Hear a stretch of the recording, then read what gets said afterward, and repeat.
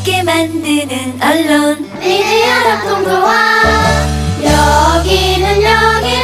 여기는 국민TV. 함께 만드는 언론 미디어 협동조합. 여기는 국민TV.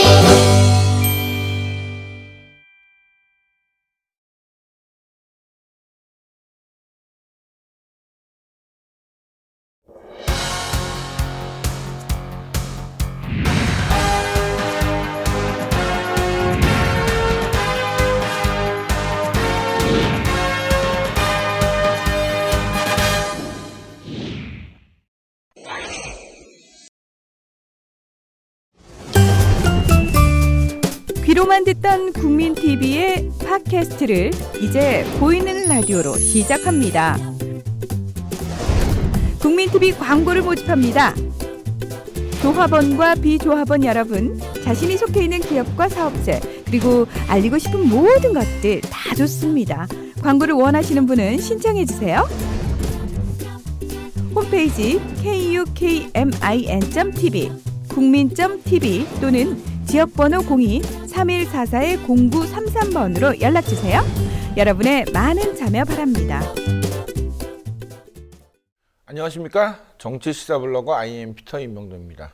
지난 12월 5일 2차 민중 총궐기가 11월 14일에 이어 서울 광화문 일대에서 열렸습니다. 경찰은 1차 민중 총궐기 당시 민노총 등 대회 주최 단체 대표에게 소요죄 적용을 검토한다고 합니다. 소요죄는 다중이 집합하여 폭행 협박을 함으로써 지방의 공공질서를 문란하게 하는 행위를 말합니다. 일제의 공공문서에 따르면 3.1운동 당시 72%가 보안법 위반으로 22%인 1,700여 명 정도가 소요죄로 유죄 판결을 받았습니다. 보안법과 소요죄의 적용이 96년이 지난 대한민국에서도 여전히 살아있다는 사실에 분노와 함께 허탈감이 들기도 합니다. 더 IM부터 시작하겠습니다.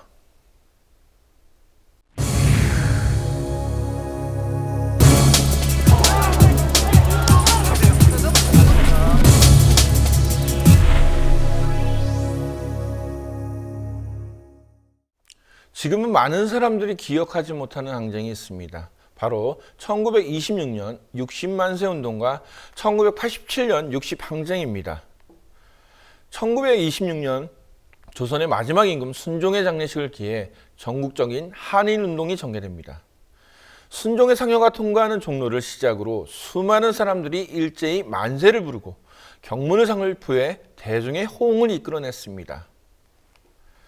60만세 운동의 가장 중요한 특징은 3.1운동 이후에 침체됐던 항일투쟁의 불길이 다시 오르게 됐던 계기가 됐다는 점입니다. 그런 점을 의식해 이날 일본은 경찰은 물론이고 7,000명의 육해군을 총동원해 60만세 운동을 막았고 시위 참가자 5,000명을 연행했습니다. 이 과정에서 160명의 부상자가 발생했습니다.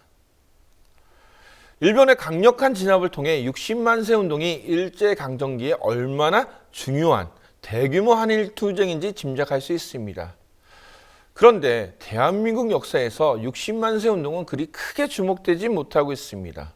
이유는 60만세 운동에 조선공산당이 참여했기 때문입니다. 1926년 조선공산당은 노동자의 날에 맞추어 대규모 투쟁을 계획하고 있었는데 갑자기 4월 25일 순종이 사망을 합니다. 조선공산당은 순종의 장례식인 6월 10일에 많은 군중이 모일 것을 예상, 이날 전국적인 항일 투쟁을 전개하려고 계획을 수정합니다. 조선공산당은 60운동 투쟁 지도 특별위원회를 조직하여 5만 장의 경문을 인쇄하고 치밀한 계획을 하다가 일본 경찰에 검거됩니다. 조선공산당 지도부의 대규모 검거에도 천도교와 학생들의 참여로 산발적이지만 인천, 순창, 개성, 평양, 마산, 공주 등에서 많은 곳에서 시위가 벌어졌습니다. 전국적으로 일제에 대한 투쟁의 불길이 다시 오르게 된 사건이 바로 60만세 운동입니다. 이처럼 60만세 운동은 일제강점기에 있던 대규모 한일투쟁 중 중요한 사건 중에 하나였지만 당시 지도부가 조선공산당이라는 이유만으로 반공을 주장하던 역대 정권에서 폄하되었습니다. 그러나 우리가 반드시 기억해야 할 점은 60만세 운동이 천도교와 같은 민족 세력, 조선학생과학연구회와 같은 학생조직 등 사상이 다른 단체가 힘을 합쳐 반일 민족 운동을 전개하려 했다는 부분입니다. 60만세 운동 당시 경문이나 구호를 보면 노동, 교육, 민족, 자유 등 다양한 주장이 전개됐습니다. 그러나 조선총독부는 60만세 운동을 가리켜 학생들이 잘못된 사상에 물들어 감정적으로 나온 불미스러운 사건이라고 규정했습니다. 여기에 역대 정권은 그날 사전에 발각돼 시위에 참여하지 못한 조선공산당을 아예 배제하고 학생운동만을 강조하기도 했습니다. 60만세 운동은 조선공산당뿐만 아니라 임시정부, 병인의용대, 학생들이 조직적으로 연결하여 목적의식을 갖고 추진했던 항일운동이었습니다. 그리고 나중에 사회주의, 민족주의 세력이 결합하여 신간회가 조직돼 언론, 집회, 결사, 출판의 자유와 청소년, 여성의 평등 등의 다양한 운동을 조직적으로 전개할 수 있었던 배경이 되기도 했습니다. 이런 중요한 사건을 과거 군사독재 정권은 공산당이 개입됐다는 이유만으로 단순히 학생운동의 기폭제가 됐다는 식으로 평가절하했습니다. 3.1운동처럼 전국적인 규모로 확대되지 못했지만 이는 일본의 조직적인 탄압과 해유 정책에 있었다는 점을 쏙 빼놓았다는 사실은 조선 총독부처럼 한일투쟁을 어떻게 하든 숨기려는 모습과 별반 차이가 없었습니다. 전국적으로 연인은 500만 명 이상이 참여해 20일 동안 전개한 반독재 민주화 투쟁이었던 1987년 60 항쟁은 군사정권에서 문민정권으로 독재에서 민주로 나아가는 한국 현대사와 정치사의 큰 분수령 중의 하나였습니다. 1987년 6월 10일 전국적으로 박종철 고문치사 사건을 규탄하는 시위가 계획됐습니다. 이날은 민정당의 대통령 후보가 선출된 날이기도 합니다. 60 항쟁의 의미를 축소하려는 세력들은 집권 여당이 대통령 재임 중에 전당대회에서 다음 대통령 후보를 뽑았다는 사실 자체가 40년 헌정사에 처음 있는 일이라는 전두환의 말을 앞세워 그를 옹호하기도 했습니다. 집권 여당이 전당대회를 통해 다음 대통령 후보를 뽑았다는 사실 자체가 민주 전통이라고 주장했던 전두환의 말이 과연 사실일까요? 전두환이 주장했던 40년 헌정사에 처음 있는 민정당 대통령 후보를 뽑는 투표지에는 1번 노태우라고만 적혀 있었고 투표용지에 붓두껍으로 찬반을 표시하는 기표식 투표 방식이었습니다.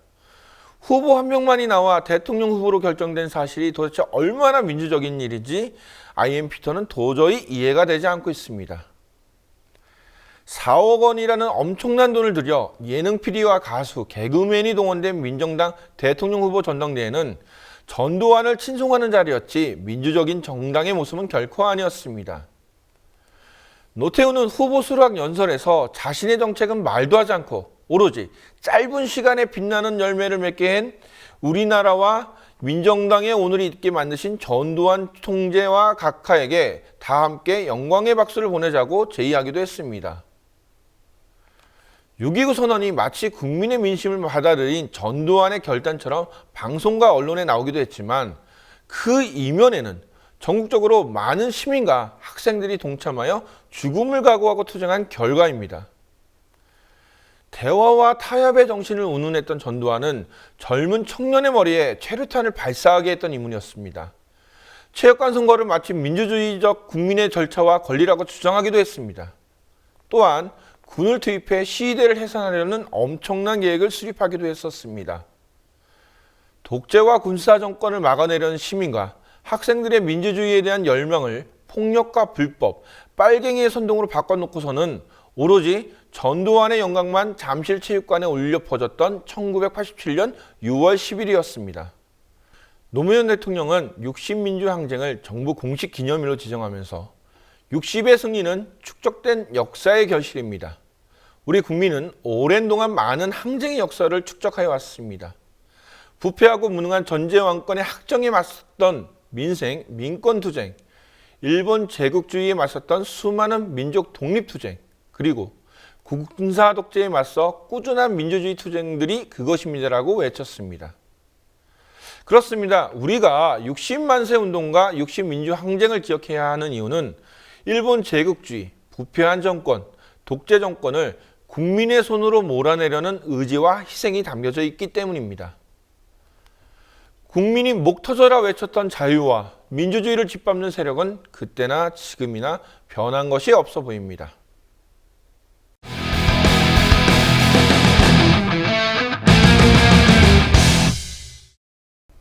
길바닥 저널리스트 박훈규 기자 나오셨습니다.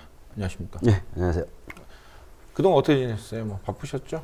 예, 뭐 시국이 뭐 아시다시피 뭐 계속 뭐 민중 총궐기 대회, 그다음에 뭐 서울대병원에 있는 백남기 농민 뭐 이런 이슈들 계속 있어서 따라다니다 보니까 정신없이 보냈습니다. 이렇게. 뭐 계속 이제 밖에만 에서만 돌아다니신 것 같은데 뭐 밥은 또 잘 먹고 다니신 거예요? 예, 뭐 거르지는 않고요. 잘 먹고 다닙니다. 좀 날씨도 추워져 갖고 밤에 또 계속 속칭 우리 뻗튀기라고 얘기하는데 밖에서 계속 있으면 추워 갖고 또 감기 이런 거 뭐 조심하셔야 되는데. 아, 저번 주가 굉장히 추웠어요. 네, 그렇죠. 예, 저번 주 굉장히 추워가지고 조계사에서 조금 뻗치기 할 때가 좀 힘들었던. 조교사 뭐 많이 뻗치기 하면 좀 도대체 대부분 어디가 있는 거예요? 뭐. 거기 피신할 데가 없어요. 한상균 위원장만 은신해 있지. 사실 취재진들이 이 추위를 피해서 있을 곳은 뭐 차 아닌데 차가 뭐 밖에 거의 주차돼 있고 없잖아요. 없죠. 그러니까 뭐 아는 취재진들 몰고 온 차에 이 차에도 있다 저 차에도 있다 그런 식으로. 그러니까 이게 이제 혼자서 일하다 보면은 이게 독립 저널리스트들이 보통 이럴 때 되게 힘들거든요. 사실 뭐 큰 언론사들은 자기들 취재 촬영이 있으니까 그 안에서 뭐 있다가 나올 수도 있고, 사실 또 뭐 기자가 보통 한 두세 명씩 따라가잖아요. 근데 혼자 있으니까는 어딜 뭐 뻗치기 할 때 어디 나갈 수도 없는 상황이고, 혼자 다니다 보면 제일 힘든 게 뭐예요? 돈이 없어서? 아니면은 뭐 돈도 없잖아요, 사실. 돈도 없고 차도 없고 두 가지만 있으면 잘할 수 있는데 두 개 다 없어서 힘들어요. 우리 저기 이 방송 보시는 그 우리 국민 TV 조합원들 여러분께서는 우리 길바닥 좀 이렇게 후원도 좀 해주시고 좀 도와주세요. 이게 몰골이 좀 점점 가면 갈수록 초췌해지고 있습니다. 절실합니다. 절실합니까? 좀 간절한 이 마음이 좀 전달됐으면 좋겠습니다. 그 요번에 그 우리 백남기 뭐 농민이라고 하기에는 좀 백남기 선생님이라고 그러기도 하는데, 그러니까 이분이 지금 서울대병원에 입원해 계시는데 좀 상황은 좀 어땠어요? 뭐 별반 지금 달라진 상황은 없습니다. 지금 수술은 끝났고 지금 호흡기 상태에서 중환자실에 계신 거죠? 네, 그 지금 뭐 수술하고도 예후가 좋지 않은 상태는 계속하고요. 그러니까 이제 약물, 호흡기를 단 상태에서 약물에 의존해서 지금 이제 연명하고 있는 상태인데 뭐 예후가 그렇게 희망적이거나 그런 상태는 아닙니다. 이 가족들 상황 입을 통해서도 상당히 지금 좀 안타깝지만 좋지 않은 예후가 있어서 계속 좀 뭐 지켜만 보고 있는 그런 상황이죠. 그 뭐 안타까운 얘기지만 한편으로는 거의 이제 그 의학적인 소생 그 가능성이 없다고 이렇게 주장하는 사람도 있거든요. 지금 그러니까 병원이나 가족들 입장에서는 당연히 이제 빨리 깨어나셔야겠지만은 그 예후가 안 좋은 이유가 뭘까요? 처음에 되게 굉장히 많이 그러니까 물대포를 맞고 쓰러졌을 당시를 잠깐 이렇게 보시면 어떠셨나요? 그러니까 정확하게는 뇌가 굉장히 지금 많이 부풀어 올라온 상태라서 뇌압이라고 그래서 그 두개골을 지금 열어놓은 상태입니다. 예, 그래서 그 두개골을 열어놓고 이제 이 위에 살 표피만 이렇게 이제 봉합해놓는 그런 상태에서 계속해서 지금 중환자실에 있는 건데, 일단 뇌압이 가라앉고 어떤 뭐 해야지 되는데 지금 뭐 희망적인 그런 상황이 안 보이니까 계속해서 그 상태를 유지를 하고 있는 거고, 뭐 이 가족들 통해서 얘기를 들으면 의료진에서도 아직 정확하게 뭐 이렇다 저렇다라고 판단을 아직까지 내려주지 않기 때문에 더 초조하게 지금 기다리고 있는 그런 상황이죠. 그 요번에 이제 백민주와 그러니까 백남기 씨 이제 따님은 인터뷰를 했는데, 뭐 기성 언론에서도 이분 인터뷰가 쉽진 않았는데 어떻게 뭐 인터뷰를 하게 됐나요? 사실 병원에 좀 며칠 전 인터뷰를 하기 그 전부터 한 몇 차례 찾아가서 우선 뭐 좀 인사를 좀 하고요. 그다음에 그 전달을 했어요. 사실 이렇게 인터뷰를 해서 이런 영상을 좀 만들어서 많은 사람들한테 이런 사연을 좀 알리고 싶다 해서 한 며칠 설득을 했죠. 그런 꾸준한 설득을 하고 그 어떤 나중에 이제 저희의 의도에 대한 진정성을 조금 믿어주시고 해서 흔쾌히 허락을 해주셔서 진행을 하게 된 거죠. 지금 가족들의 심정은 좀 어떤가요? 뭐 다들 뭐 힘드시겠지만은 힘들죠. 많은 분들이 가족분들 중에 그런 경험을 경험해 보신 분들은 알겠지만 중환자실에서 보호자분들이 이렇게 편안하게 쉴 수 있는 공간이 별로 없어요. 중환자실 보호 대기실이 그 좁은 공간에서 하루 24시간을 거기서 이제 쉬면서 계속해서 면회가 하루에 2번뿐이 안 돼요. 오전하고 저녁인데 그 짧은 면회 시간 2번 외에는 하루 종일 그 병원 중환자실 앞에서 대기하고 있는 상태니까 정신적으로 육체적으로도 굉장히 피로하고 힘든 상황이죠. 지금 그 백민주 씨가 페이스북에 이제 올린 게 이제 댓글 악플이 또 이제 많이 달리는데 그런 점에서는 또 2번 상처를 또 받는 경우도 있거든요, 사실. 그렇죠. 거기 이제 사돈인가 외국 분이시죠? 남편이 외국 분이고 네덜란드. 이제 그분들도 오셨는데 가족들 분위기는 그러니까 정부에 대한 좀 그 원망이나 이런 부분이 좀 있었나요? 많이 있죠. 모 매체에서 남편 되시는 분하고 인터뷰한 저도 그걸 봤는데 거의 우리나라는 이게 후진적 민주적이라고 뿐이 말할 수밖에 없더라고요. 예를 들면은 그 남편이 모 매체 인터뷰 내용을 저도 봤는데 네덜란드 같으면 상상할 수도 없는 일이다. 그렇죠. 그 한마디로 일축을 하더라고요. 그럼 지금 이제 가족들은 계속 그 안타까운 마음, 정말 상처받은 마음 그런 상황에서 지금 어떻게 하든 이제 아버지가 깨어나기를 바라는데 이 경찰이나 이쪽 그 정부에서 사과나 이런 게 좀 있었나요? 아직까지 없습니다. 강신명 청장이 적절한 시기에 병문안을 오겠다 사과라고 하진 않고 사과하러 오겠다라는 건 아니고 방문을 하겠다라고 표명은 한 적은 있는데 아직 역시 오지 않았고요. 정부에서 지금 지금 백남기 농민의 이거에 대해서 어디에서도 지금 책임을 지려는 그런 모습조차도 보이지 않고 참 답답합니다, 이게. 그럼 우리 이제 백민주 씨가 인터뷰는 사실 이제 영상으로 너무 잘 만들어갖고 이거를 한편 보시면은 그 내용과 이분의 가족들의 심정을 좀 알 것 같은데 동영상 보고 얘기 더 하도록 하겠습니다. 나이가 연세가 아무리 70여지만 정말 건강하셨던 분이 저렇게 누워있고 저렇게 다쳐있는 거 보니까 마음 너무 아픈데 욕도 같이 나와요, 사실.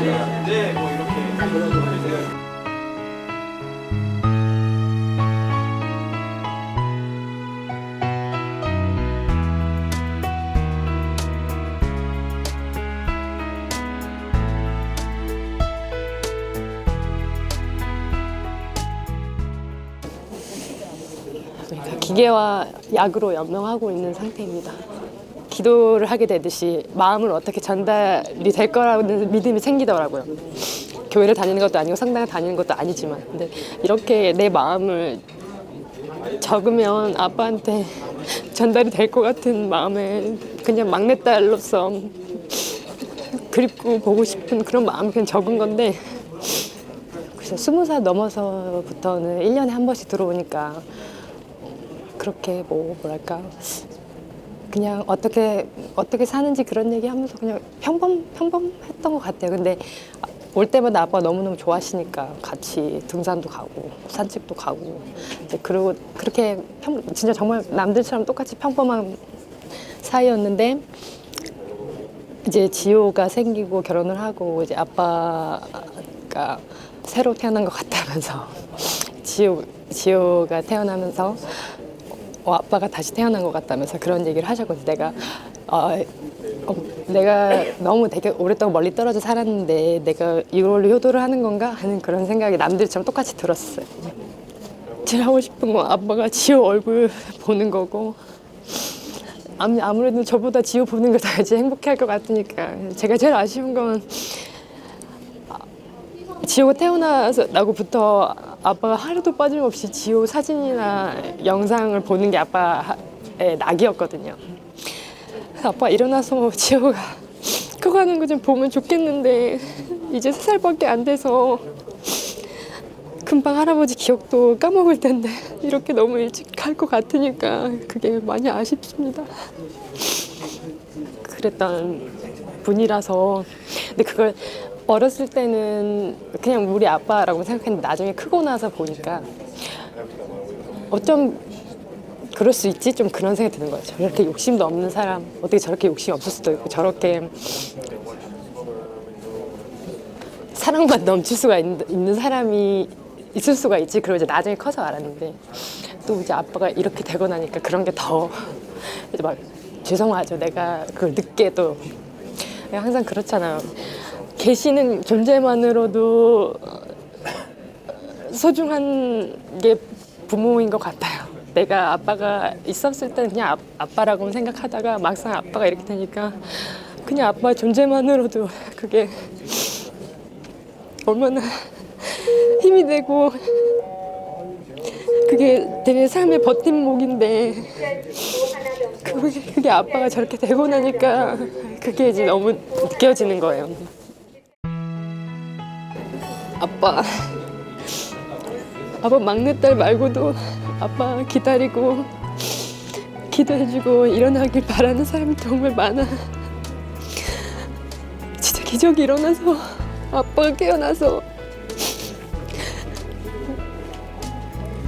지효도 보고 가족도 보고 아빠 기도해 주시는 모든 분들 보고 웃어줬으면 좋겠다. 정말 기적이라는 게 우리 가족에게 일어났으면 좋겠다. 아빠 진짜 보고 싶다. 많이 보고 싶어요, 아빠.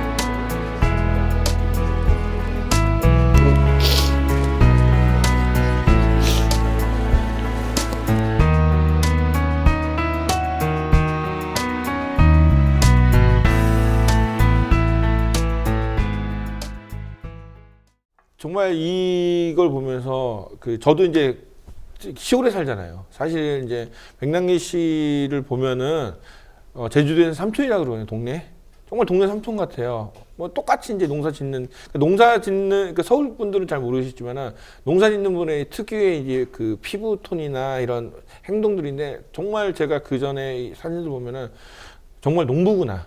그러니까 농부들이 서울까지 와서 그렇게 할 수밖에 없었던 이 정권이 만들어 놓고 또 그런 사람을 정말 이렇게 지금 가족들이 애타는 마음 그런 희생 속에서 지금 있는 상황을 보면서 정말 마음이 아팠는데 앞으로는 정말 이런 일이 좀 없었으면 좋겠고 백남기 씨가 정말 빨리 키위해서 온 가족이 정말 함께 있는 좀 영상으로 좀 만났으면 좋겠습니다. 저도 바라고 있습니다. 두 번째 소식은 어떤 소식인가요? 얼마 전에 동국대 네. 총장과 이사진 사퇴를 내걸고 네.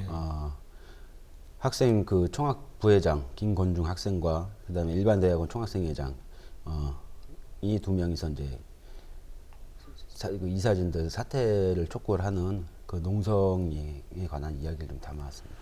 동국대 사태, 이 사태 사실 취재한 지 꽤 되지 않았어요? 여름부터 제가 알기로는 나가서 취재를 계속 취재하신 걸로 아는데. 예, 올 여름에 일반대학원 총학생회장 최장훈 학생이죠. 이 친구가 학교 그 조명탑 위에서 고공농성을 했죠. 예, 고공농성을 할 때부터 사실상 좀 관심을 갖고 좀 지켜는 봐왔는데 뭐 시간이 지나면서 계속 지리멸명하게 그냥 하다 보니까는 중간에 이제 취재가 좀 단절되기도 했던 부분인데 이번에 50일이라는 단식을 김건중 학생이 해냈죠. 지금 그러면 이 학생이 지금 50일 동안 지금 단식을 하고 있는 건가요? 네, 50일 단식을 하고 이제 병원에 후송을 했죠. 병원에 후송된 거. 예. 뭐 쓰러져서 이제 후송된 거나 마찬가지네요. 그렇죠. 의식이 없는 상태에서 후송이 됐으니까요. 50일, 뭐 성경에 이제 뭐 40일 금식기도 만으로도 굉장히 엄청난 건데 지금 50일이라면은 목숨을 내걸고 한 거거든요. 제가 봤을 때는 이 두 학생이 목숨을 걸고 한 겁니다, 진짜. 그러니까 뭐 어떻게 보면 50일까지 버텼던 거는 이제 죽기를 각오한 게 아니라 죽으려고 정말 했다고 볼 수 있는데 동국대에서 때 왜 이 젊은 친구들이 50일 동안 정말 단식을 하고 목숨을 내걸고 있나요? 이게 좀 되짚어 볼 필요가 있는 게요. 네. 처음에 이사장 선출과 그 총장이 선출할 때부터 문제는 발생이 됐었습니다. 일단 이 두 이사장과 총장이 갖고 있는 의혹을 좀 짚어봐야 될게요. 네. 보강 총장 같은 경우는 논문 표절의 의혹이 있습니다. 30편의 논문 중에서 2편이 표절로 이미 판명이 됐고요. 지금 현재 4편에 대해서 다시 지금 심사 중에 있어요. 그럼 30편 중에 2편은 표절로 판정이 났고, 예. 그러면 4편은 지금 심사 중이고. 예, 그 다음에 나머지 논문에 대해서도 표절의 의혹이 있다라는 걸 지금 찾고 있는 그런 지금 과정이 있고, 일면 이사장 같은 경우는 뭐 많이들 이제 아시는 분들은 아시겠지만 그 충북 훈국사에 탱화를 절도를 한 의혹을 갖고 있습니다. 탱화라는 건 이제 그 불교의 그림이죠. 예. 문화재입니다. 문화재를 본인이 이거를 절도를 해서 네. 몇 년 동안 보관을 합니다. 보관을 하고 있다가 한 3년인가 지난 다음에 자기 지인한테 이거를 돈을 받고 팝니다. 이건 절도죄를 갖고 있는데 이 절도죄도 원래 이 그 주지라고 하죠. 보통 이제 스님, 그러니까 주지 스님이 이거를 절도를 했다는 거는 상식적으로 이해가 안 가죠. 그러니까는 이게 어떻게 얘기하냐면은 원래 스님들은 이 재산이나 이런 것들을 가지면 안 되고 다 이제 그거에 대해서 이제 뭐 부처님께 기이한다. 그래서 뭐 승복 한 벌만 갖고 뭐 이렇게 산다 뭐 이런 얘기인데 이걸 가지고 돈을 버셨는데 그게 이제 불법적인 방법으로 돈을 벌었었다. 이게 처벌을 받았나요? 처벌 안 됐습니다. 왜 처벌은 안 된 거죠? 의혹만 지금 뭐 계속 내서고 이제 본인의 이제 그 일면 스님 측 같은 그거에 대해서 이제 의혹에 대해서 해명을 한 게 자기가 몰랐다.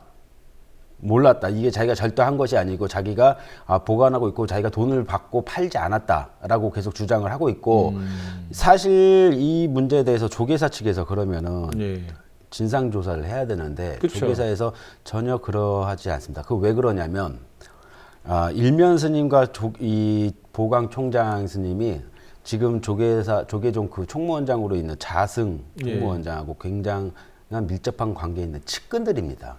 그 라인에 있는 사람들이. 네. 그래서 저는 이제 이 세 부류를 이제 흔히 말하는 악의 커넥션이라고 말하는데. 악의 축인가요? 네, 악의 축이. 이 자승 총무원장 같은 경우도 도박 의혹이 있다라는 거는 많이 알려져 있어요. 사실상 뭐 진짜 했다 안 했다 어떤 직접적인 정황적인 근거는 없지만 그 정황적 근거를 뒷바탕 할 수 있는 많은 의혹들이 사실상 돼 있지만 이거를 이제 매체에서도 직접적 그 근거가 없기 때문에 했다 안 했다라고는 사실 말을 못하지만 어떤 그 정황적인 봐서는 분명히 도박과 술 이런 향응에 대해 아주 굉장히 많이 노출되어 있는 총무원장이에요. 뭐 총장이나 이사장 이런 사람들이 어떤 그 학생들이 볼 때는 뭐 뭔가 논문 표절 의혹도 있고 범죄 의혹도 있고 그 스님으로서 갖춰야 될 오신체의 어떤 그런 것들 규율도 좀 안 어기는 것 같은데 어떻게 이런 사람이 그 이사장과 총장으로 될 수 있을까요? 그러니까 쉽게 말해서 이제 종립학교 아닙니까? 동국대가 조계사. 조계종의 종립학교다 보니까 자승 총무원장이 쉽게 말해서 씹어놓은 거예요. 꽂아놓은 거예요. 자기 완전 꽂아놓은 거예요. 이건 꽂아놓고 그 일면 스님 같은 경우 그 일면 이사장이 그 이사장이 있으면서 조계종에서 사실 이 정도 문제가 됐으면 총무원장이나 조계사 측에서 내쳐야 되거든요. 근데 내치지 못한 이유가 뭐였냐면 자승이 일면 스님을 건들지 못하는 게 아까 말씀드렸듯이 둘이 굉장히 밀접한 관계에 있는 측근이거든요. 일면 이사장을 처벌할 경우 일면 이사장이 자승 총무원장에 대한 모든 비리를 폭로를 할 가능성이 수가 있어요. 있다는 거죠. 예. 그래 못 치는 거예요. 칠 수가 없는 거죠. 그럼 또 마찬가지로 일면 이사장이 보강을 내칠 수 있느냐? 그럼 뭐 이사회 결정을 해야 되겠지만 어떤 그런 것도 못하는 게 또 보강 이 총장도 일면 스님과 자승 이 총무원장에 대한 비리를 많이 알고 있단 말이에요. 지금 서로가 막 하고 있는데 이게 그러면은 교육부에서는 지금 어떻게 지금 나오고 있어요? 이게 학생이 지금 2명이 죽으려고 하는데 그럼 대화나 뭐 이런 것도 조정 명령을 좀 대화 전혀 없었고요. 그 김건중 학생이 단식 기간 중에 일면 이사장이 그 농성장에 찾아와서 이사장 퇴임하는 거 빼놓고는 뭐든지 다 해주겠다라고 회유를 한번 합니다. 예, 이제 그 김건중 학생이 거부를 했죠. 그럴 정도로 왜 이렇게 이사장직의 직을 이렇게 목을 거는지는 모르겠는데 어쨌든 결과론적으로 이사회에서 이사진제 전원 책임을 통감한다고 하고 사퇴를 했지만 아직 보강 총장은 남아 있는 상태예요. 입장이 굉장히 모호한 상태죠. 보강 총장 같은 경우 지금까지. 아니 아까 잠깐 얘기하던 교육부가 이런 사태를 아무리 이제 그 어떤 그 종교의 어떤 대학이라고 하지만 이거는 사실 명확하게 사학입니다. 종립학교이기도 하지만 사학이고 교육부에서 사학에 대해서 그렇게 깊게 개입하지도 못한 거 할 수도 없는 부분이고 네. 그러니까 여태까지 교육부 입장에서는 니네 사학이고 종립학교니까 니네 내부에서 알아서 해결하는 식으로 사실상 방치했던 부분이죠. 아니 그 젊은 목숨 2명이 지금 왔다 갔다 하는데 어떻게 이거를 교육부가 방치를 하고 알아서 해결할 정도면 50일 이상 이 학생이 단식을 하지 않았겠죠. 교육부에서 관심이 없었던 거죠. 관심이 없었고 오히려 외부로 더 유출되는 것 자체도 또 이렇게 싫어하는 것 같은데 그러면은 우리 이 관련 학생 인터뷰 좀 듣고 한번 다시 좀 얘기를 좀 나눠보겠습니다.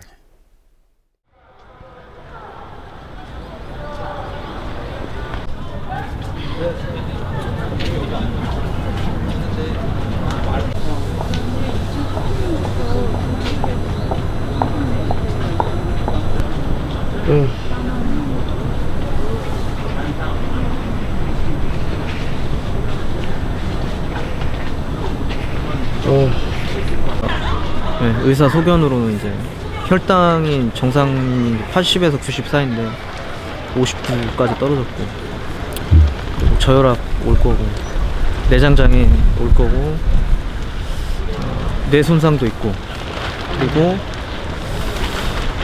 20대에 이렇게 오래 단식한 케이스가 없대요. 자기가 알고 있는 경우가.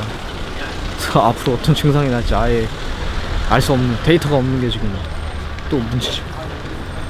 그래서 굉장히 위독한 상태이고 빨리 지금이라도 병원에 보내라는 상황. 그 가족분들은 지금 알고 계시고요. 방해될까봐 놔두고 계시고. 다른 말씀은 없으시고요. 어때요? 좀 계속 같이 옆에서 지켜보면서 같이 하는 너무 거죠? 힘들죠. 너무 힘들고 저도 지금 제정신이 아니고 계속 우라가 치밀고 슬프고 정말 이 사람 목숨을 가지고 이렇게 밀당을 하는 거에 대해서 너무 화납니다. 초학생 회장이 투신 선포를 했어요. 예. 네. 아 본인이세요? 네, 네. 본인 지금 하셨잖아요. 네. 내일까지잖아요. 처리할 생각 없어요. 처리할 생각 네. 없으세요? 그거 굉장히 위험하고 좀 많이 걱정들 하고 있는데 그런 결정까지 알고 있는데 예. 이게 사람 목숨을 알기를 우습게 하는 사람들한테 직접 보여줘야죠.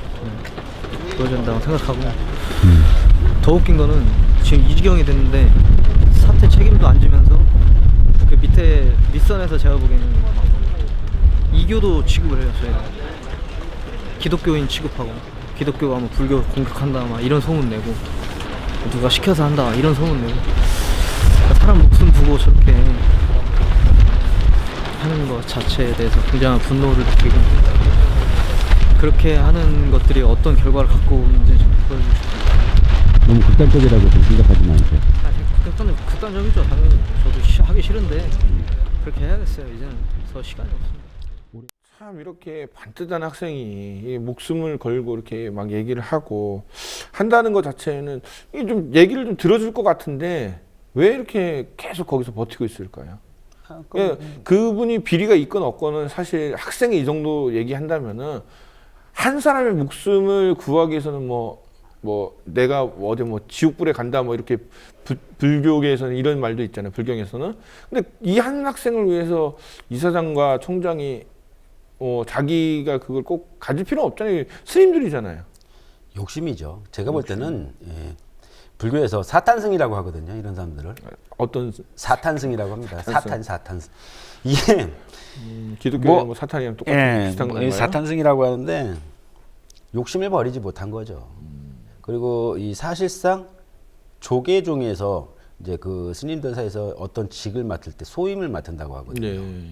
그 자기가 어떤 소임을 맡느냐. 그러니까 이 조계사 이 본원에서는 어떤 직을 갖고 있는 자체가 거의 정치화가 됐다고 보시면 됩니다. 그래서 이제 우리가 이게 종교계가 깨끗해야 될 종교계가 사실 방금 얘기하신 것처럼 정치판이 되고 정치 권력화돼서 서로 막 싸우는 모습을 굉장히 많이 봤거든요. 그래서 그것 때문에 이제 종교를 싫어하시는 분들도 있는데 이거를 뭐 이렇게 다른 스님들이 뭐 도와서 좀 이렇게 해결할 방법은 없나요? 뭐. 그 이번에 그래서 마지막 거의 이 이사 이제 이렇게 50일 가까이 단식을 하고 학생이 투신 예고를 하고 이런 상황까지 오다 보니까 이제 뭐 금강 스님이라든가 이제 몇몇 이제 진보 쪽이라고 하죠. 쉽게 말해서 이쪽 스님들이 이제 나서서 같이 릴레이 단식도 하고 하면서 이제 목소리를 내기 시작을 했는데 왜 처음부터 이 목소리를 내지 않았냐? 그건 아니에요. 목소리를 냈죠. 하나 워낙에 이 일면 스님, 일면 이사장이라든가 보광총장이라든가 자승 총무원장이라든가 이쪽 이 그룹, 그러니까 이쪽 그룹들이 갖고 있는 영향력이 워낙에 크다 보니까 거기는 이제 주류고 이제 이쪽은 예, 비주류고 뭐 쉽게 말해서 씨도 안 먹히는 거죠.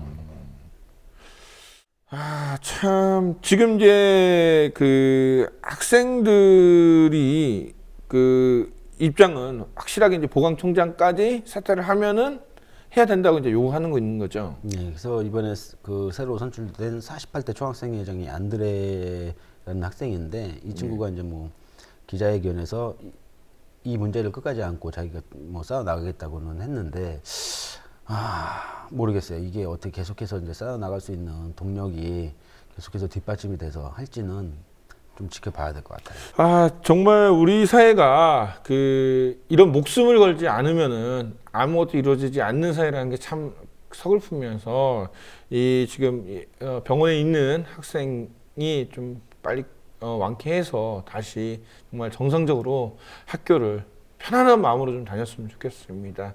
예, 오늘 고생하셨고 이거 끝까지 이 사태 다시 또 취재 부탁드리겠습니다. 고맙습니다.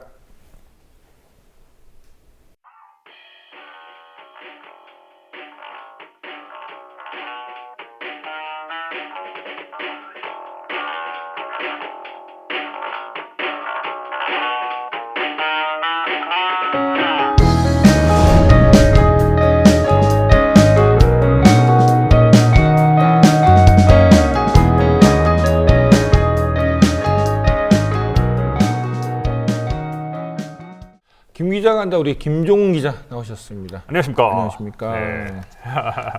한 주일 동안 잘 지내셨습니까? 네, 뭐 이번 주도 여전히 바쁘고. 네, 바빴는데 좀 많이 추워진 것 같아요. 제주도는 좀 어때요? 제주도도 추워요. 아, 그래요? 그러니까 뭐 사람들이 제주도 눈 안 온다 그러는데 제주도 눈 많이 왔습니다. 그러니까요. 제가 피터 선배 그 페이스북 타임라인에서 봤는데 집인가요? 집에서 찍었는데 네. 그 한라산이 이렇게 보이는 그 모습이었어요. 그렇죠. 한라산 설산이 보이죠. 네, 그러니까요. 집에서 이렇게 창너머로 한라산의 설산을 보는 기분은 어떨까? 좋죠. 그래서 항상 저는 이제 오름은 올라가는 게 아니다. 한라산도 올라가는 게 아니다. 그냥 보는 거다. 뭐 한 주 동안 되게 뭐 먹고 청춘도 하고 지난주에 뭐 이재명 시장도 만나고 왔죠. 그렇죠. 참 여러 일이 있었는데 근데 개인적으로는 그 중에서도 가장 좀 큰 일을 꼽으라면은 저 역시 2차 민중 총궐기였어요. 지난 토요일에 있었던 12월 5일에 있었던 그렇죠. 2차 민중 총궐기. 근데 그나저나 제가 궁금한 거는 우리 피터도 1차 때 우리 국민TV 3원 생중계로 비롯해서 오마이뉴스, 팩트TV를 동시에 이제 띄워놓고 다 보셨잖아요. 이번에도 2차 때도 보신 걸로 알고 있는데 그렇죠. 어땠어요? 피터는 그 수시간 동안에 진행된 그 집회를 보고 나서 머릿속에 딱 남은 뭔가 명징한 메시지나 구호 같은 게 좀 있을 것 같은데 어떤 게 가장 남았어요? 그럼 평화롭다. 평화롭다? 단조롭다. 뭐 그러니까요. 지금 우리 피터가 잘 지적을 해주신 것 같아요. 저도 리포팅을 계속 준비를 하고 계속 집회를 쫓아다니고 했는데 정말 수만 명의 사람들이 토요일 날 지방에서도 올라온 거잖아요. 5만 그렇죠. 이상 되는 사람들이 올라온 건데 집회를 딱 마치고 나니까 머릿속에 남는 글자는 딱 평화라는 그 단어 하나밖에 안 남는 거예요. 아니 수많은 사람들이 모였고 민중총회에서도 오고 농민들도 오고 대학생도 오고 일반 시민 참여자들도 오고 세월호 유가족들도 왔는데 왜 내 머릿속에 남아있는 거는 왜 평화라는 메시지밖에 안 남지? 우리가 반전 시위를 했나? 이런 생각이 드는 거예요. 그렇죠. 그러니까 지금 그날 이제 두 가지 시선이 있죠. 하나는 평화롭게 잘 마쳤다. 두 번째는 이러려면 우리가 왜 왔을까라는. 그래서 일부에서는 이런 말도 있었죠. 아니 도대체 뭘 우리가 얘기를 했는지 없다. 뭐 백남기 씨의 어떤 쾌유만 가지고 얘기를 했어도 뭐 상관은 뭐 그나마 괜찮은데 뭐 지난 1차 때는 구호가 너무 많아서 문제였고 그렇죠. 11가지였으니까. 2차 때는 그냥 평화. 그러니까요. 그냥 뭐 이게 지금 잘 지적을 해주셨는데 1차 때는 11가지 맞았어요. 11가지다 보니까 메시지가 중구난방으로 각계각층에서 보니까 민중 그래 총궐기니까요. 예. 전체 민중의 메시지를 담아야 되니까 11가지 이해할 수 있어요. 근데 2차 때는 이거는 평화라는 그 메시지에 눌려가지고 뭘 했는지 뭘 말했는지 모르겠는 거예요. 더군다나 그때 문재인 대표를 비롯해서 새정치연합 의원들이 20여 명가량 나왔잖아요. 자기들이 평화를 수호한다고. 일단은 좋아요. 나온 거에 대해서는 긍정적으로 말하고 싶어요. 그런데 이들이 내세운 게 누구를 위한 저는 평화냐 이거예요. 그 평화의 메시지가 과연 우리 민중을 위한 평화였냐? 제가 감히 좀 새정치연합에 대해서 싫은 소리를 한마디 하면은 이 평화는 엄밀히 이야기하면 저는 새누리당과 이 박근혜 정권을 위한 평화가 아니었을까 하는 그런 진짜 우려까지 있는 거예요. 그러니까 저는 이번에 그 처음에 차벽을 하기 위해서 버스가 광화문에 들어왔다가 다시 다 빠졌잖아요. 그러니까 이게 이제 전략으로 보면은 그 1차 때는 차벽을 치고 엄청나게 많은 그 억압을 했잖아요. 이게 3.1운동 당시에 일제가 문화통치로 바뀌었잖아요. 뭐 말만 문화통치지 사실은 내부적으로, 그러니까 겉으로는 평화, 이제 너네를 언급하지 않겠다. 우리는 너희들의 평화 시위를 보장하겠다. 네. 하지만 밑으로는 굉장히 많이 규제를 하고 억압을 했던 것처럼 저는 박근혜 정부가 이렇게 지금 전략을 짰거든요. 그런데 박근혜 정부가 이렇게 전략을 짰는데 이에 반해서 이쪽에서는 전략이 너무 허술한 거 아니었나. 그렇죠. 그러니까요. 당시에 지금 피터가 잘 지적을 해줬어요. 고도의 이런 정치적 계산에 있어서 너무 휘둘리고 있다는 게 느껴지는 거예요. 그게 자꾸 저는 켜켜이 쌓여갈수록 얼마나 답답한지, 이런 표현이 좀 그렇지만 진짜 배 아파가지고 막 터질 것 같은데 화장실 갔잖아요. 네. 화장실 갔는데 일 봤어요. 나왔는데 밑 안 닦고 나온 그런 기분이 드는 거예요. 나는 이렇게 하루 종일 고생하고 우리 소위 얘기하는 시민들이 5만 명이 모였는데 이 사람들이 다 집에 돌아가는데 허탈해하는 걸 왜 허탈감을 느끼게 했냐 이거예요. 그때 당시에 김광진 의원을 저희 국민TV가 인터뷰를 했습니다. 일단은 한번 보시고 나서 이야기를 계속 진행하겠습니다. 뭐 다 아시는 것처럼 저희 당이 의원총회 결의를 통해서 이번 집회를 평화적으로 만들 수 있게 의원들이 다 참여해서 평화 지킴이가 되자라고 선언해서 문재인 대표를 비롯한 뭐 원내대표 모든 의원들이 다 참여해서 지금 함께하고 있습니다. 일단은 저희가 김광진 의원을 비롯해서 새정치연합을 꾸짖고자 하는 건 아니에요. 그 점은 분명해요. 나왔다는 거에 대해서는 큰 의미가 있다고 봐요. 저는 꾸짖고 싶은데 왜냐면은 사실 네. 그러니까 김광진 의원처럼 시위 때마다 나왔던 사람도 있어요. 그렇죠. 그런데 여기서 이제 중점적으로 하는 거는 야당은 누구랑 싸워야 되냐면은 정부랑 싸워야 돼요. 그렇죠. 그 부분이죠. 그게 뭐냐면은 평화를 지키는 사람들이 아니에요. 그러니까 이 사람들이 평화를 지킨다는 거는 보호자가 아니라 이 사람은 투사가 돼야 돼요. 그렇죠. 제가 좀 아쉬웠던 게 왜 꾸짖어야 됐냐면은 2차 때는요, 새정치연합의 의원들은 평화를 지키는 사람이 아니라 투사로 해서 앞에 나가서 싸웠어야 돼. 그러니까 시민들은 당연히 평화적인 시위를 했어야지 마땅합니다. 그러니까 뭐 사람마다 제가 볼 때는 여러 가지 사람의 그 유형이 있겠지만, 시위 유형이 있겠지만은 뭐 저는 평화롭게 시위하는 것도 필요하고, 또 그거에 대해서 김희자처럼 뭔가 허탈한 사람도 있고, 이 모든 것들이 다 같이 수용돼야 되는 게 시위고, 핵심은 뭐냐면은 이날 새정치연합 그 의원들은 조용한 시위에서 나가서 그들이 구호를 외쳤어야 돼. 그러니까요. 잘 지적을 했어요. 앞에 나갔어요. 제일 앞에 나가지고 문재인 대표를 비롯해서 뭐 이종걸 원내대표 가지고 20명가량이, 안철수 의원은 없었습니다. 나갔는데 왜 여기 가슴에 평화라는 메시지가 왜 담아야 되는 거죠? 이게 진짜 다시 한번 누구를 위한 평화인지 저는 의문스러웠고, 당시에 우리 국민TV 스튜디오에 전농에 박형대 정책위원장이 왔습니다. 네. 와가지고 정말 신랄하게 꾸짖었어요. 왜 가슴에 새정치연합의 인터뷰를 보면서 왜 이렇게 답답한지, 그 분노가 정말 절절히 느껴지더라고요. 일단 그 인터뷰 잠깐 보시고 나서 더 이야기 진행하겠습니다. 네. 새정치연합 그 인터뷰 들으면서 좀 답답합니다. 예. 오늘 저렇게 평화 이야기하고 내일은 또 그 여야가 만나서 노동화법 합의하고 또 백남기 농민 문제도 대충 뭐 할까 걱정이 됩니다. 왜냐하면은 오늘 그 적어도 야당이 나오는 것은, 물론 거리에 나온 것만 하더라도 참 잘했다고 봅니다. 그런데 나올 때 평화라는 배지보다 지금 필요한 것은 노동화법 안 된다, 백남기 농민에 대한 대통령 사과해라, 이런 배지를 차고 나와야죠. 이게 야당의 자세죠. 그렇죠. 예. 저는 그날 이렇게 어쨌든 사람들의 분노가 켜켜이 쌓여가지고 불만이 정말 터질 것 같아서 나온 거잖아요. 그 추위에 피터 누구보다 잘 아시잖아요. 그 추위에 나와가지고 사람들이 막 벌벌 떨면서 촛불을 들고 가면을 쓰고 보면을 쓰고 걷는다는 거는 그 이유가 있는 거잖아요. 왜 그거를 왜 제대로 담아내지 못했을까요? 저는 이제 그 이런 얘기도 있지만, 그러니까 우리는, 그러니까 제가 이제 정치에 불러가다 보니까 이게 네. 항상 그 아까 전략이라는 게 좀 필요하거든요.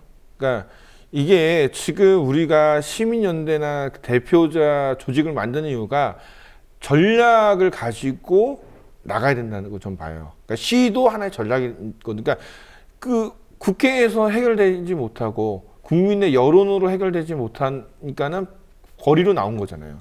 그렇다면 그 거리로 나와서 시위하는 것도 하나의 정치적 행위거든요. 시민이 하는 정치적 행위인데 이것도 좀 전략적으로 잘 뽑았으면 좋겠어요. 저는 그래서 복귀를 해봤어요. 평화의 메시지만 남아서 집에 갈 때 되게 아쉬웠는데, 그렇다고 폭력을 우리가 조장하는 건 아니잖아요. 메시지, 사람들이 계속해서 싸움을 하고 이 싸움의 목적이 무엇인지 남겨야 되잖아요. 그래서 돌아봤어요. 아까 피터도 지적을 해줬지만 87년도에 우리는 독재타도와 호언철폐라는 그 명징한 8글자의 메시지가 있었잖아요. 네, 그렇죠. 그리고 2003년도에 노무현 대통령 시절에 이라크 전쟁에 대해서 파병 반대라는 분명한 그렇죠. 메시지가 있었고, 그리고 쇠고기 파동 때 2009년에 광우병 파동 때도 촛불 소녀들이 나타나면서 그렇죠. 저 광장을 가득 촛불로 메우면서 쇠고기 반대라는, 광우병 반대라는 그런 메시지가 있었는데 2014, 15년 박근혜 정부가 완전히 터질 대로 터진 상황인데, 그래요. 우리가 박근혜 대통령에게 하야라는 말을 그래 부담스럽다면은 최소한 백남기 씨에 대해서 사과하라는 이런 메시지라도 남겨야 될 거냐. 강신면 총장에 대해서는 뭔가 사퇴하라는 말도 해야 될 거냐. 책임지는 사람 아무도 없고. 저는 이 분노가 나만 왜 이렇게 이래야 되나, 제가 이상한가요 싶더라고요. 그러니까 방금 얘기했듯이 그날, 그러니까 1차 총궐리 때 많은 사람들이 반성도 하고 그래서 이제 뭐 중간에 불확실을 있으면 안 되니까 서로가 감시를 하자. 혹시라도 누가 뭐 사다리를 들거나 파이프를 들지 못하게 해라. 그리고 그 사람이 누군지 확인을 하고 막 이런 전략들이 이제 내부에서 온라인에서 다 나왔거든요. 네. 그럼 지도부가 해야 할 일은 방금 얘기하신 것처럼 정확한 구호를 제시해서 우리 이 시위의 주제는 이거 하나다. 제가 볼 때 이날 시위가 만약 평화라면은 뭐가 나와? 딱 그거죠. 백남기 씨를 살려내라. 그렇죠. 백남기 씨를 살려내라. 강신명은 사퇴해라. 그렇죠. 8자고 얼마나. 그리고 백남기를 살려내라. 강신명은 사퇴해라. 이렇게 분명한, 책임이 분명하고 책임 소재가 분명한 일들이 탁탁 있는데 왜 그걸 못했을까 하는. 그러고서 자주적으로 12월 19일 날 3차 때 만나자. 저는 만나자고 해서 그게 8시 반 9시가 이제 다 됐을 때 만나자는 메시지를 보내는데, 뭐랄까요. 두 가지 생각이 들었어요. 일단은 시민들이 다시 한번, 물론 많이 나오시겠죠. 불만이 쌓여 있으니까. 그런데 이들에게 과연 큰 즐거움을 다시 한번 줄 수 있을까? 이들에게 나올 수 있는 그 추동이 될까? 그리고 이거를 바라보고 있는 박근혜 정부는 물론 두려워해야죠. 시민들이 이렇게 모여 두려웠을 때 과연 얼마나 두려워할까? 이런 두 가지 걱정이 되는 거예요. 그 박근혜 정부 입장에서는 이제 안 막아도 되겠다. 뭐 막아봤자 그냥 뭐 5만 명 와갖고 그냥 뭐 다니다가 그냥 가네. 그리고 그냥 평화하다가 끝냈잖아. 그러니까요. 그러니까 지도부라면은 아까처럼 이번에는 백남기를 살려내라, 강신명 사퇴하라 이거 하고 그 다음에 만약 19일 날 또 온다면은 그때 구호까지 싹 해요. 그러면은 문자나 사람들한테 12월 19일 날은 뭐 박근혜 퇴진, 국정교사 반대, 노동계약 반대. 뭐 이런 주제를 가지고 우리 할 것입니다. 그러면은 자, 우리가 주제별로 하면은 벌써 처음에 12개, 11개 이 주제들을 12번만 하면 돼요. 그렇죠. 그러면 그날이 명확해지는 거죠. 그러니까 제가 이제 그 영상 볼 때마다 하는 게 그러니까 저도 이제 시위 현장 가면은 너무 앞에서 무대에서 말들이 많어. 재미도 없고 똑같은 얘기를. 그러니까 자기 얘기만 하는 거야. 그러니까 예를 들어 갖고 저는 좀 이 시위 문화가 좀 바뀌어야 되는 게 나와서 자꾸 얘기만 하는 게 아니라 자, 백남기 씨를 살려내라. 백남기 씨 관련된 영상도 틀어주지만은 그동안 시위에 희생돼 갖고 다친 분들이 얼마나 많아요. 박정철 고문치사도 있고 이한열 학생도 있고. 그러니까 이런 사람들을 좀 보면서 이런 사람들을 통해서 우리가 민주화가 이룩한 것처럼 다시금 뭔가 이런 희생이 있더라도 우리가 좀 민주주의를 위해서 나가자는 뭐 이런 식으로 좀 이렇게 바뀌어야 되는데. 그러니까요. 분명한 점은 당시에 제가 이제 김종대 정의당 이제 군사 그 국방개혁 기획단장을 이제 만나서 인터뷰를 했어요. 근데 이제 김 단장께서 이야기한 게 뭐냐면은 이렇게 경찰 차벽이 없고 물대포가 없으면 시민들은 평화적으로 행진한다 그거예요. 그리고 그거 다 좋아요. 맞는 이야기예요.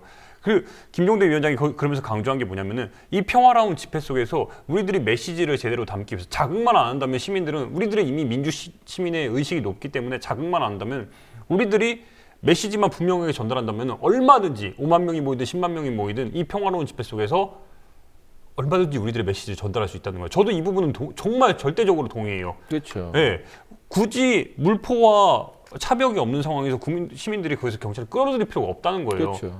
우리들이 전달하는 메시지와 목소리만 분명하면 이 정권이 두려워하고 정말 민주개혁 사회로서 가는 그 시발점이 될 수가 있다는 거예요. 그 집회가.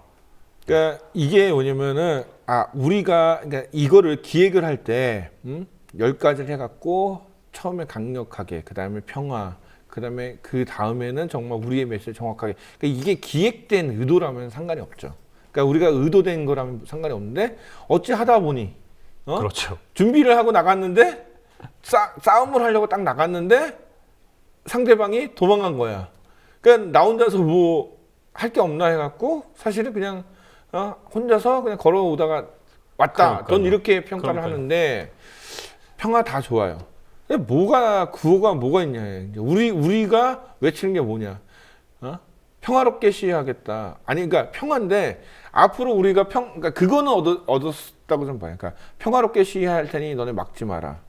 그렇죠. 이제 그거를 이제 유 장관 입장에서는 이번에 이렇게 했으니까 다음번에 어떤 구호를 내세우고 하면 더 잘 될 거다. 저도 그렇게 믿고 싶어요. 그래서 이제 앞으로 좀 그 시위를 기획하는, 그러니까 시위라는 것 자체가 우리는 이 저항권 내지 표현의 자유 이런 게 있기 때문에 이게 폭력이나 불법만, 그러니까 폭력만 행사하지 않으면 결코 불법이 아니에요. 그러니까 조선일보는 그랬죠. 이제는 평화 시위도 싫다. 그러니까 정말 저는 이게 뭐냐면은 넌 말도 하지 마. 이거는 언론사가 할 말이 아닌 거죠. 그럼 언론사도 조선일보도 너 조자도 꺼내지 마. 난 싫어.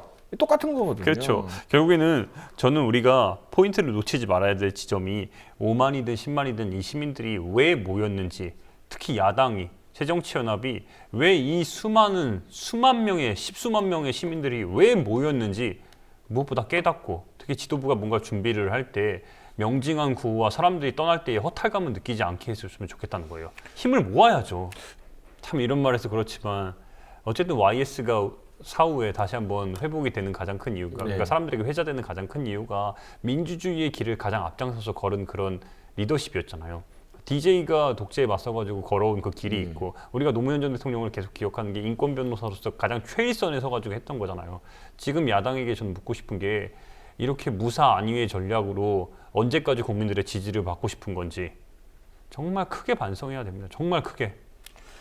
그렇죠. 이제 국민이 해야 될, 그러니까 국민은 평화적으로 자기의 몫을 높일 권리가 있고, 국회의원들은 국회에서 자기들이 받은, 그러니까 국민으로부터 위임받은 권리를 통해서 국민을 대신해서 싸울 의무가 있는데, 이런 모습들이 좀 각자의 영역에서 제대로 좀 이루어졌으면 좋겠고, 앞으로 시위가 정말 많은 것을 요구하는 게 아니라 정말 딱 간단하게 8자 구호를 좀 생각을 해서 그날 모든 사람이 한마음 한뜻으로 아까 얘기했듯이 청와대 박근혜 대통령이 좀 들을 수 있는 그런 큰 함정으로 다시 좀 뭉쳤으면 좋겠습니다. 저는 시위를 했다가 중요한 게 아니라 박근혜 대통령이 이 시위를 통해서 국민의 무서움을 좀 알았으면 좋겠습니다. 그렇습니다. 네, 그겁니다.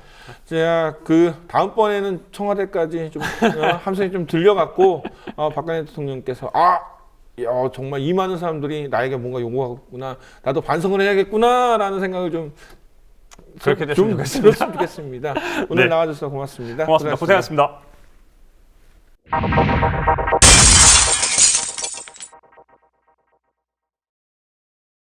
두 얼굴의 싸이. 빌보드 차트 2위, 유튜브 조회수 48억, 한국이 낳은 세계적인 팝스타. 오빤 강남스타일 강남스타일 오빤 강남스타일.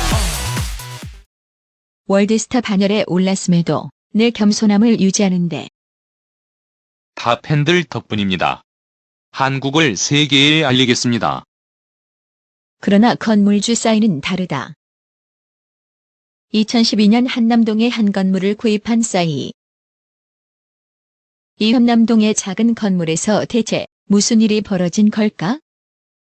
10년 전 미술작가와 문화기획자들이 모여 만든 문화공간 카페 테이크아웃 드로잉.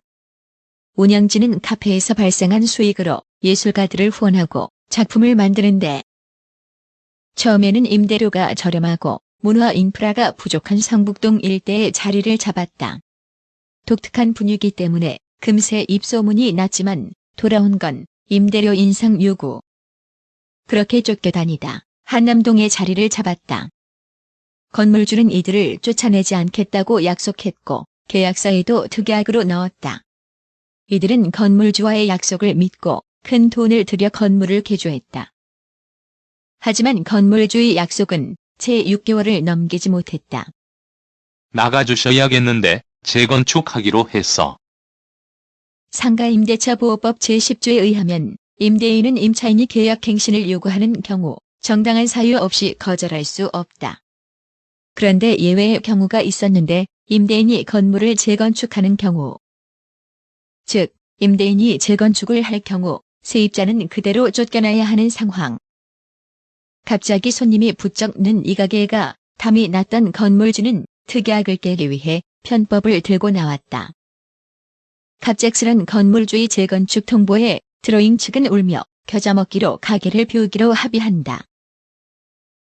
그러나 재건축은 진행되지 않았고 건물은 다른 사람 손에 넘어가는데 39세 건물주 박재상.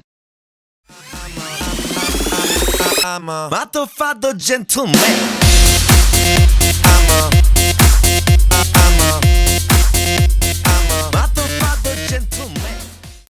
새로운 건물주 싸이는 드로잉 측을 압박하기 시작했다. 약속대로 2013년 12월까지 비워주셔야 합니다. 저희는 영업을 계속 할 겁니다. 싸이 측은 재건축할 생각이 없었고 카페 드로잉 측은 재건축을 하지 않는다면 나갈 이유가 없다고 판단했다. 계속되는 퇴거 요구를 버티던 어느 날 용역을 내세워 강제 철거에 나선 싸이. 야 부셔. I'm a motherfucker gentleman. 그런데 싸이 측이 내놓은 강제 집행 명령은 처음부터 효력이 없었다. 강제 집행의 경우 신청 내용을 당사자에게 공문으로 알려야 한다. 그런데 싸이 측은 공문을 임차인의 가게가 아닌 임차인이 받을 수 없는 주소지로 보내놓고 강제 집행을 한 것. 이 사실을 알게 된 법원은 강제 집행 명령을 취소했다. 용역을 동원해 불법적인 강제 집행을 하고 세입자 집에 무단 침입하고 각종 소송을 남발했지만 싸이는 언론에 자신이 피해자임을 호소하는데 법대로 집행했을 뿐입니다. 제가 연예인이라는 사실이 약점이 된 것 같습니다.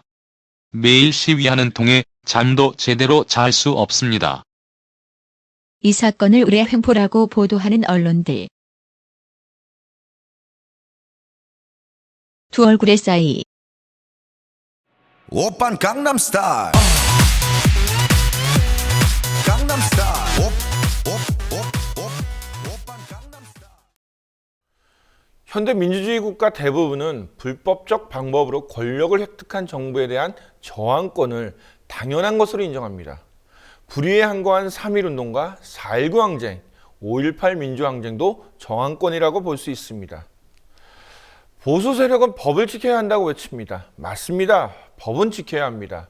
그러나 정의의 근본을 이루는 평등이 부인되거나 침해되고 정의에 위반되는 경우는 법은 악법이 됩니다. 이때는 정의가 법적 안정성에 우선합니다. 저항권은 민주주의 국가 국민의 당연한 권리입니다. 정의를 저버리는 국가에서 국민이 저항권을 행사할 수 있다는 사실을 위정자는 꼭 명심해야 할 것입니다. 더 IM부터 시청해주신 조합원과 시청자 여러분 고맙습니다.